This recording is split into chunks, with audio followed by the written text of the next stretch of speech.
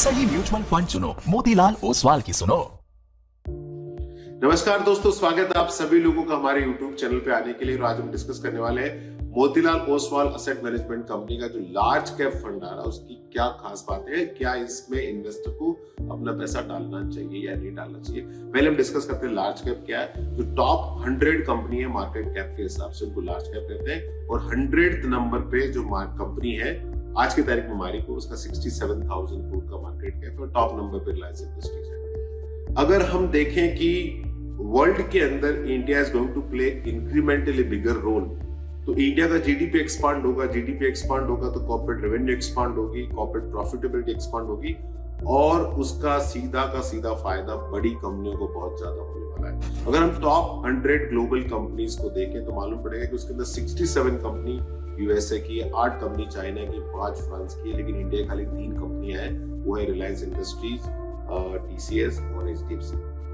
अगर इंडिया बड़ा role play करने वाली है तो इंडिया की बड़ी कंपनियां और बड़ा होने वाली है। तो टॉप 100 कंपनी हमने देखी वर्ल्ड की, उसमें जो बड़ी इकोनॉमी है उसकी ज्यादा बड़ी कंपनी है, तो डेफिनेटली इंडियन कंपनी इसके अंदर ब्रेक करने वाली है। तो इंडिया की लार्ज कैप कंपनियों को बहुत इंटरेस्टिंग अपॉर्चुनिटी है। दूसरा हम देखें वैल्यूएशन के आधार पर देखें तो मालूम पड़ेगा कि जो टोटल लिस्टेड कंपनियां हैं उनका जो प्रॉफिट एनएससी पे लिस्टेड कंपनी, उनका प्रॉफिट में टॉप 100 कंपनियों की हिस्सेदारी 74% है, जबकि मार्केट कैप में उनकी हिस्सेदारी खाली 64% है। अल्टीमेटली मार्केट कैप प्रॉफिट को ट्रैक करता है, तो इसका मतलब पिछले 3-4 सालों में लार्ज कैप ने मिड एंड स्मॉल कैप के कंपैरिजन में अंडर परफॉर्म किया, और उसका सबसे बड़ा रीजन है इनफ्लोज।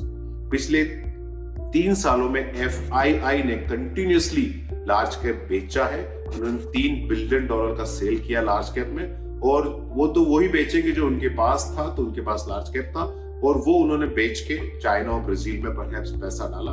डोमेस्टिक इन्वेस्टर की भी हम देखें तो 2023 के अंदर स्मॉल कैप में 35,000 करोड़ रुपए आया, मिड कैप में 25,000 करोड़ के आसपास आया, सेक्टरल फंड में बहुत पैसा है, लेकिन लार्ज कैप में 2,000-3,000 करोड़ के आसपास नेगेटिव सेल्स रहा। अगर एफआई वापस आने वाली है तो डेफिनेटली लार्ज कैप को वो ज्यादा देखेंगे।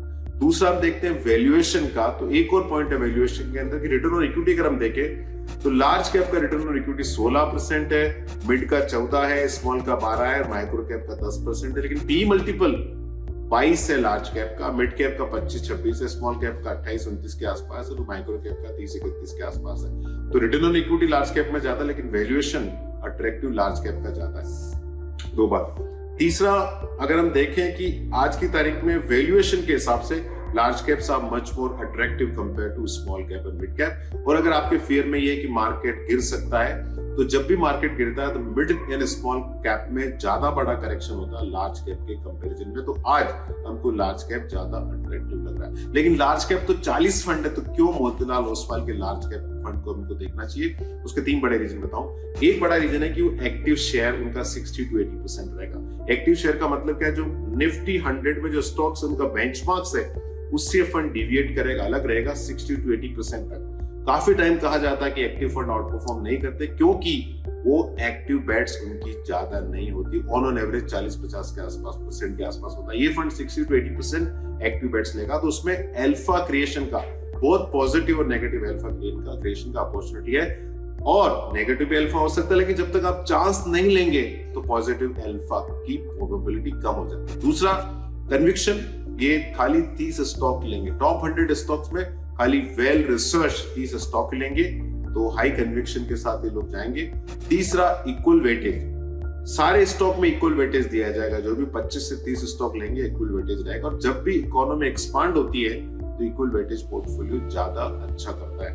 तो active share, conviction and equal weightage तीनों कॉम्बिनेशन है।